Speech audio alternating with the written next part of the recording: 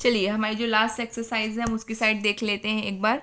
Last exercise का जो हमारा फर्स्ट क्वेश्चन है वो कहता है कि let function R to R G जो है वो आर टू आर है, मतलब ये कंपोजिशन ऑफ फंक्शन का हमारा क्वेश्चन है। ठीक है, इसमें मिक्सअप क्वेश्चन रहेंगे जो हमारी तीनों एक्सरसाइज मैंने अभी पढ़ी है।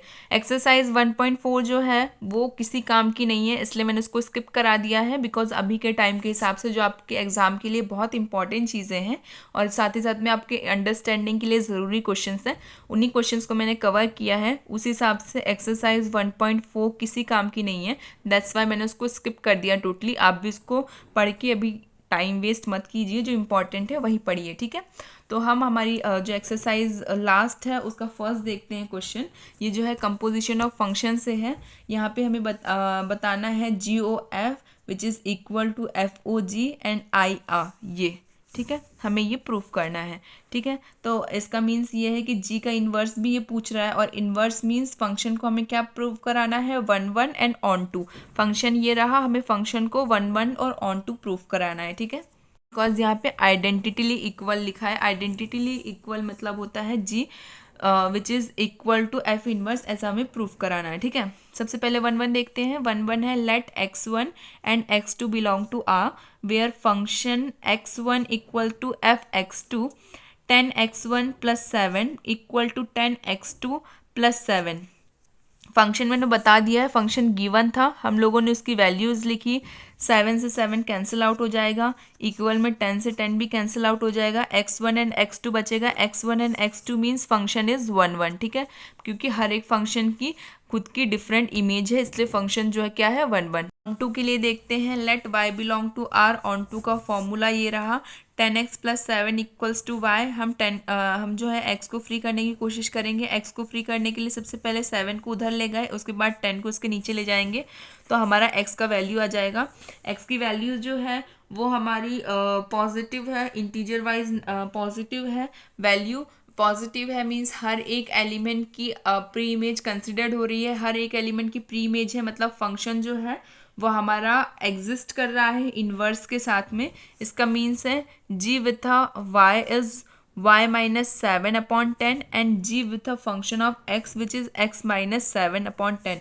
अगर मैं इसको उस लैंग्वेज में लिखूँ तो जी ओ वाई एंड यहाँ पे जी ओ एक्स, और जी ऑफ एक्स की जगह पे हम जी ओ एफ भी लिख सकते हैं, और यहाँ पे एफ ओ जी भी लिख सकते हैं। ठीक है, ओके तो यहाँ पे इस तरीके से हमारी वैल्यू सॉल्व होके आई हैं।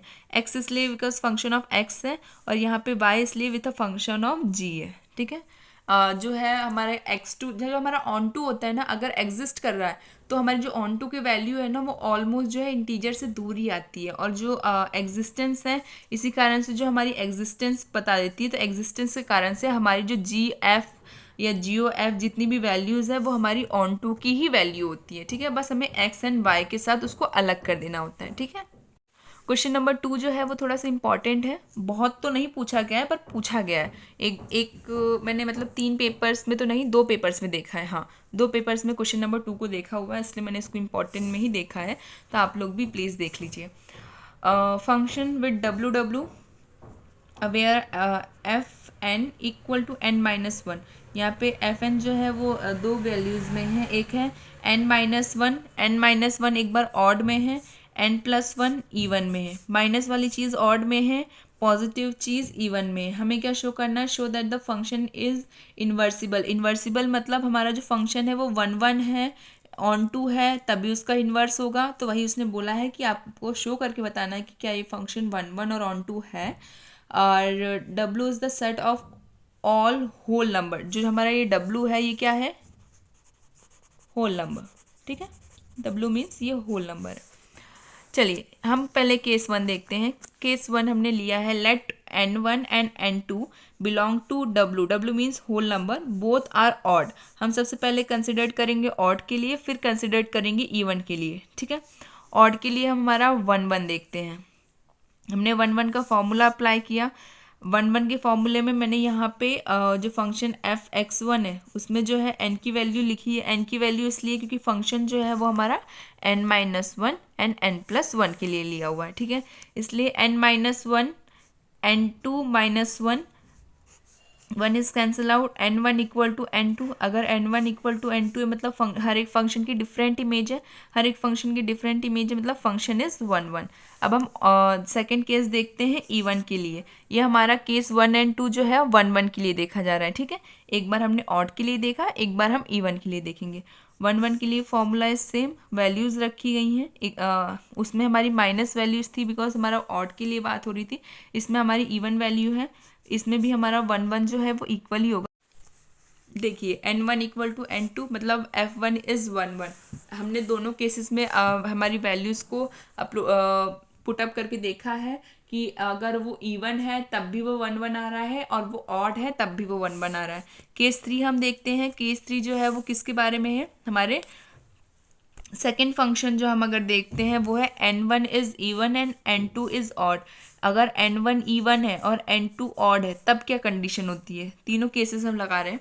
तो अगर हमारा फंक्शन कहता है कि एक इवन है और एक ऑड है, मतलब दोनों एक दूसरे की इक्वल तो नहीं है। क्यों? क्योंकि एक इवन है एक ऑड है, तो इवन और ऑड कभी भी इक्वल नहीं होते। तो हमें एज्यूम करना है, assume that F N one equal to F N two, मतलब function of N one and function of N two दोनों हमने लिखे। फंक्शन ऑफ एन वन क्या है, एन वन प्लस वन। क्यों एन प्लस वन है? क्योंकि ये हमारी जो वैल्यू है वो इवन में है, एक वैल्यू हमारी ऑड में, ठीक है। एक वैल्यू इवन में, एक वैल्यू ऑड में। हमने क्या किया कि ये जो है यहाँ पे एडिशन में आ जाएगा, तो ये टू टू जो है वो क्या है, इवन, लेकिन यहाँ पे माइनस सेटअप है, मतलब ये क्या है, ऑड। एक साइड इवन आ रहा है, एक साइड ऑड आ रहा है। नॉट पॉसिबल अवर सपोजिशन रोंग, जो हमने सपोजिशन माना है, कंसिडर्ड किया था कि हम n1 plus one equal to n2 minus one करते हैं, मतलब इवन और ऑड की वैल्यूज एक दूसरे के इक्वल है, हम लोग ऐसा मान रहे थे, जबकि ऐसा नहीं है। पर हम प्रूफ कैसे करें? हमने पहले इसकी वैल्यूज उसमें कंसिडर्ड करी, वैल्यू कंसिडर्ड करने के बाद उसका सॉल्यूशन निकाला, सॉल्यूशन देखा तो एक ऑड आ रहा है, एक इवन आ रहा है। मतलब वैल्यू जो है वो ऑड इवन के साथ इक्वल नहीं है। क्यों? क्योंकि n2 माइनस एन वन हो चाहे n1 माइनस n2 हो, लेकिन वैल्यू तो सिर्फ इवन आ रही है। अगर वैल्यू इक्वल होती तो एक वैल्यू ऑड आती, एक वैल्यू इवन आती, लेकिन हमारे पास एक ही वैल्यू आ रही है जो कि इवन है। इसका मतलब है कि not possible our supposition wrong, हमारा सपोजिशन रॉन्ग है। क्यों? क्योंकि वैल्यू सिर्फ इवन आ रही है, दोनों वैल्यूज आनी चाहिए, ऑड भी आनी चाहिए, इवन भी आनी चाहिए। अगर दोनों वैल्यूज आती तो हमारा सपोजिशन जो है वो करेक्ट होता, पर यहाँ पे सिर्फ एक वैल्यू आई है वो कि जो कि इवन है। इसका मतलब हमारा सपोजिशन है वो क्या है, गलत है। मतलब X N one equal to function X N two जो है एक दूसरे की इक्वल नहीं है। इसका मतलब फंक्शन इज 1 1। अब फंक्शन इज 1 1 कैसे कंसिडर्ड होगा? फंक्शन 1 1 इसलिए है क्योंकि हमारे एलिमेंट की तब भी कोई दो इमेजेस नहीं है। मतलब n1 की भी वन इमेज, मतलब n1 की भी टू इमेज और n2 की भी टू इमेज, ऐसा तो नहीं है। हमारा माइनस सब्ट्रैक्शन n2 के इक्वल है, लेकिन अगर हम इंडिविजुअली बोलें कि n2 equal to two, that was not possible. क्यों? क्योंकि n2 और n1 दोनों का मिला के एक वैल्यू है। इसका मीन्स ये है कि हमारी जो वैल्यू है उसकी इमेज जो है वो सेम नहीं है, और अगर इमेज सेम नहीं है तो फंक्शन जो है हमारा 1 1 कंसिडर्ड हो सकता है। क्योंकि 1 1 ये कहता है कि हर एक एलिमेंट की डिफरेंट इमेज होती है, किसी भी एलिमेंट की सेम इमेज नहीं होती है उसके एलिमेंट्री कॉम्बिनेशन में। और वही चीज़ हमने यहाँ पे देखी है कि किसी भी एलिमेंट की सेम इमेज नहीं है। इसका मतलब जो हमारा फंक्शन है उसका जो इन्वर्स है वो खुद का ही इन्वर्स है। आप समझ रहे हैं? मेरा कहने का मतलब है कि जो हमारा एफ है वो इटसेल्फ वो अपने खुद का ही फंक्शन है, मतलब खुद का ही वो इन्वर्स है। जो हमारा एफ है वो अपने खुद का ही इन्वर्स है। अब खुद का इन्वर्स वो क्यों है? क्योंकि उसकी दो वैल्यूज़ डिफरेंटली आ रही हैं। हर एक केस पे हमने कंसिडर्ड किया, एक बार ऑड पे, एक बार इवन पे, एक बार दोनों पे। तीनों पे हमारी जो कंडीशन है 1 1 के लिए वो वेरीफाई हो रही है। और अगर तीनों की कंडीशन 1 1 के लिए वेरीफाई हो रही है, इसका मतलब जो हमारा फंक्शन है वो खुद के लिए ही इन्वर्स है, किसी और के लिए इन्वर्स नहीं है। ठीक है।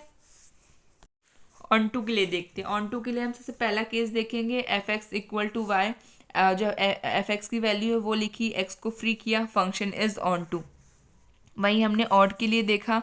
ऑड के लिए हमने पहले ऑन टू का फॉर्मूला अप्लाई किया, अप्लाई करने के बाद हमने जो है एक्स को फ्री किया। एक्स को फ्री किया मतलब function is onto. Function जो है वो 1 1 भी है, फंक्शन जो है वो ऑन टू भी है। अगर फंक्शन वन वन और ऑन टू दोनों है, मतलब एफ इनवर्स एग्जिस्ट कर रहा है। एफ इनवर्स एग्जिस्ट किस पे कर रहा है?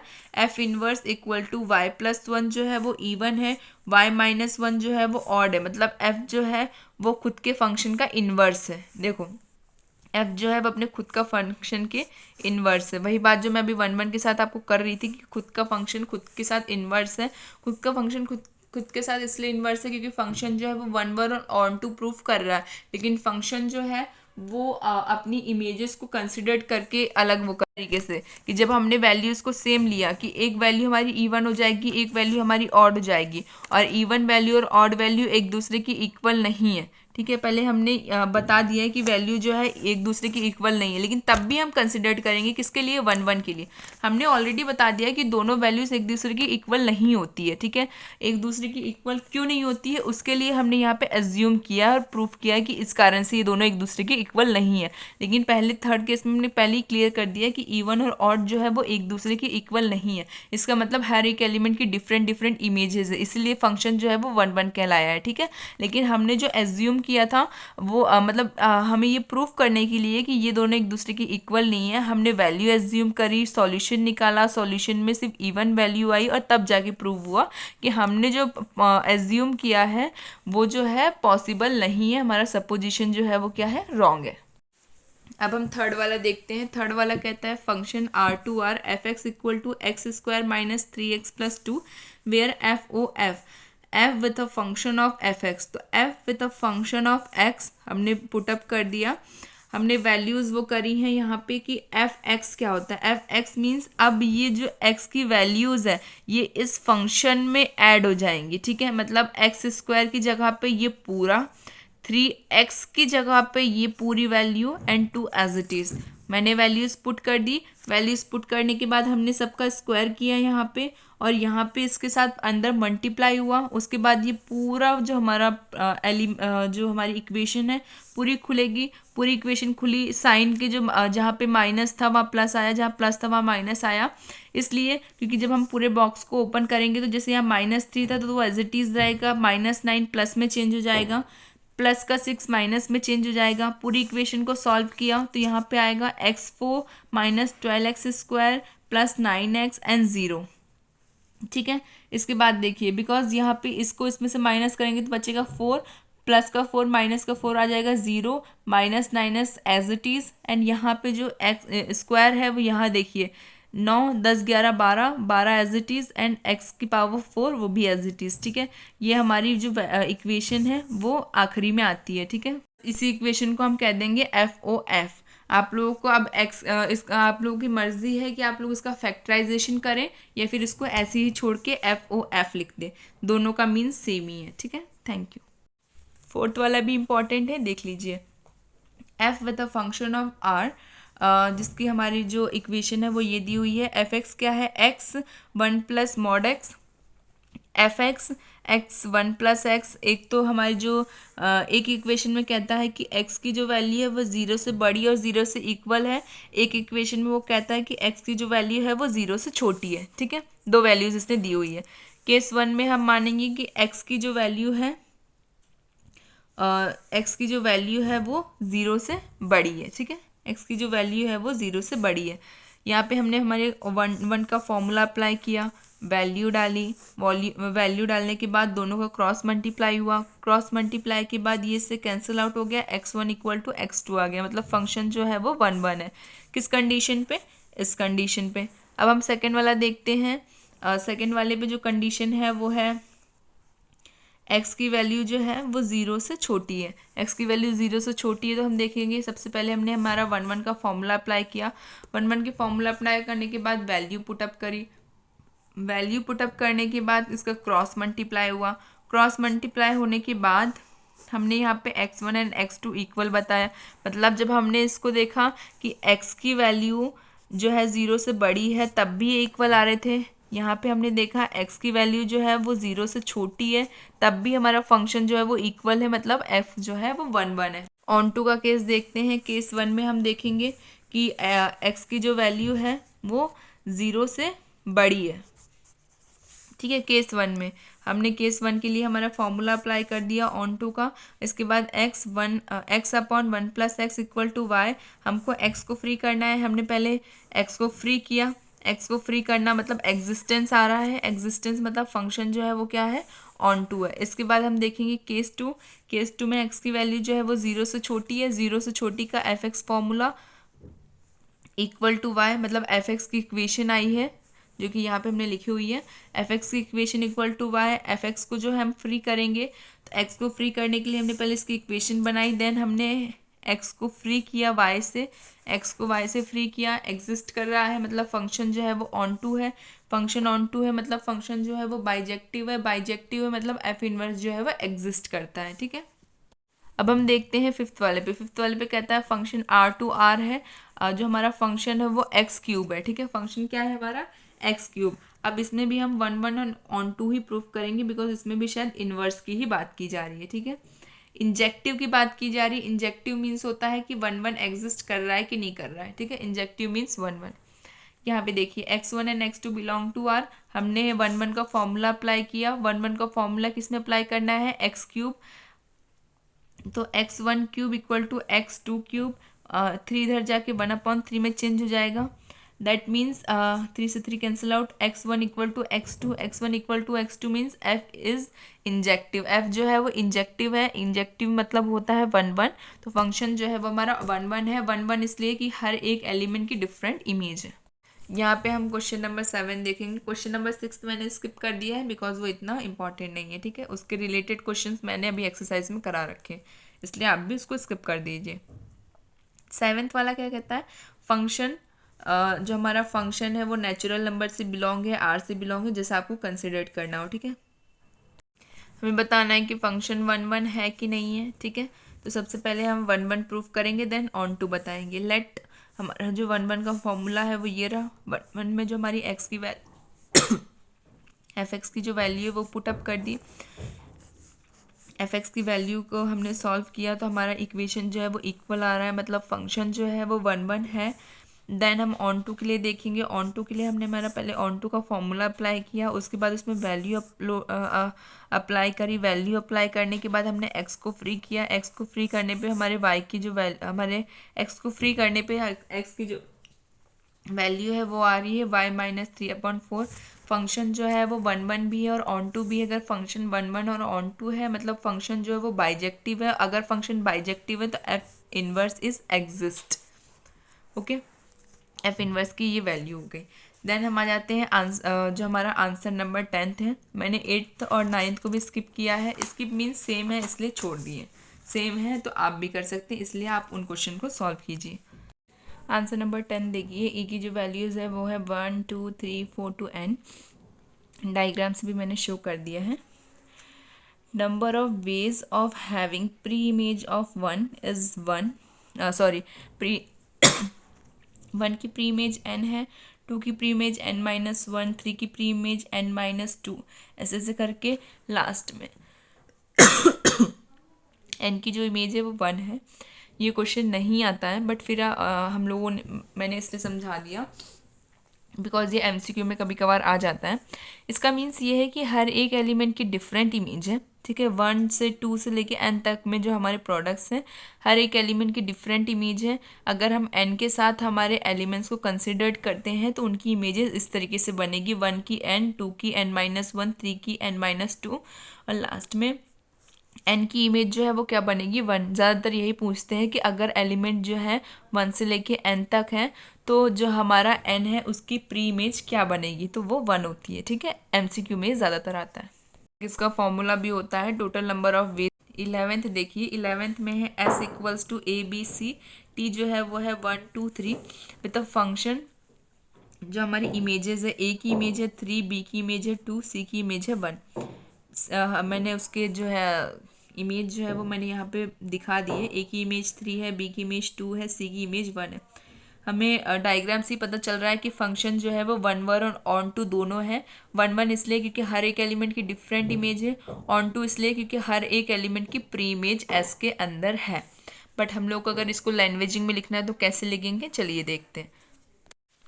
1 1 all elements of S having different image in T function is 1 1। हर एक एस के एलिमेंट की डिफरेंट इमेज है टी के अंदर, मतलब फंक्शन जो है वो 1 1 है। ऑन टू के लिए देखते हैं। All elements of T having pre image in S, T के जितने भी एलिमेंट्स हैं उन सब की प्री इमेज किस में है, एस में। ठीक है, इसका मतलब फंक्शन जो है वो क्या है, onto. Function onto है, मतलब फंक्शन जो है वो बाइजेक्टिव है। फंक्शन बाइजेक्टिव है तो एफ इनवर्स एग्जिस्ट करता है। एफ इनवर्स एग्जिस्ट करता है मतलब 3a 2b एंड 1c ये भी एक इमेज फॉर्म कर रही हैं। हमारी मिसलेनियस एक्सरसाइज का ये लास्ट क्वेश्चन है, क्वेश्चन नंबर 15। इसके अलावा जितने भी क्वेश्चंस हैं वो सारे या तो सिमिलर हैं और या तो इतने इंपॉर्टेंट नहीं है, इसलिए मैंने स्किप कर दिए हैं। ज़्यादातर क्वेश्चन सिमिलर ही हैं, इसलिए मैंने छोड़ दिए हैं। ठीक है चलिए हम 15 वाला देखते हैं। 15 में है a इक्वल्स टू -1 0 1 2, ये इसकी 4 एलिमेंट्स है। b के जो है एलिमेंट्स है -4 -2 0 एंड 2। एक हम फंक्शन f के लिए देखते हैं, देन हम फंक्शन g के लिए देखते हैं। a के लिए हमारा फंक्शन जो है वो a to b है, फंक्शन a to b होगा। g के लिए जो है हमारा क्या होता है, b से c तक के लिए। ओके, तो हमारा जो हमारा f है उसके लिए हम देखते हैं फंक्शन x इक्वल टू, वहाँ पे उसने क्वेश्चन में हमको ये फॉर्मूला दिया हुआ है। ठीक है, f के लिए अलग से दिया हुआ है, g के लिए अलग से दिया हुआ है।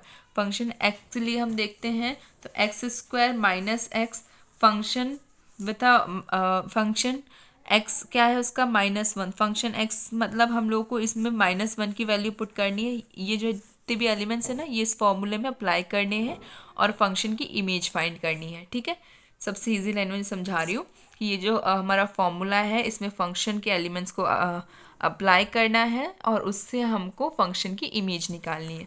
अप्लाई किया, ये हमारा अप्लाइंग वैल्यू है। अप्लाई करने पे इसकी इमेज आती है 2, -1 की इमेज है 2, 0 की इमेज है 0, 1 की इमेज भी है 0, 2 की इमेज है 2। ठीक है, मतलब फंक्शन के प्रोडक्ट से -1 की इमेज है 2, 0 की इमेज है 0, 1 की इमेज है 0 एंड 2 की इमेज है 2। ठीक है, अब यहाँ पे हम इससे पहले यहाँ देखते हैं, इसके बाद हम जी पे जाएंगे। जी क्या होता है, बी से सी, ये मैंने सिमिलर गलती से लिख दिया, सॉरी, बी से सी। जी क्या होता है, बी से सी जाने वाला एलिमेंट्स। यहाँ पे जी है जी का भी फॉर्मूला इक्वेशन जो है वो क्वेश्चन में गिवन है। हम लोग को इस फॉर्मूले में जी की वैल्यूज़ मतलब इसमें पहले सॉल्विंग में अप्लाई करनी है। अप्लाई करने पे हमारे क्वेश्चंस के आंसर आएंगे। ठीक है, तो यहाँ पे हम अप्लाई करेंगे तो ऐसे तो जी की जो वैल्यू है वो होती है बी से सी तक जाने के लिए, पर हमारे पास दो ही एलिमेंट्स हैं।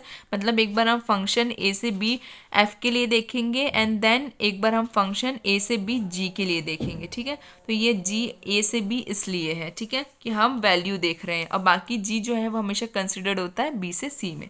ठीक है, पर हम यहाँ पे इसके लिए भी ए का ही कंसिडर करेंगे कि वैल्यू जो हमारी ए से बी में जा रही है। तो इसलिए ये जो 4 एलिमेंट हमने एफ के लिए कंसिडर करके उसमें अप्लाई किए फॉर्मूले में, वैसा ही हम जी में भी करेंगे।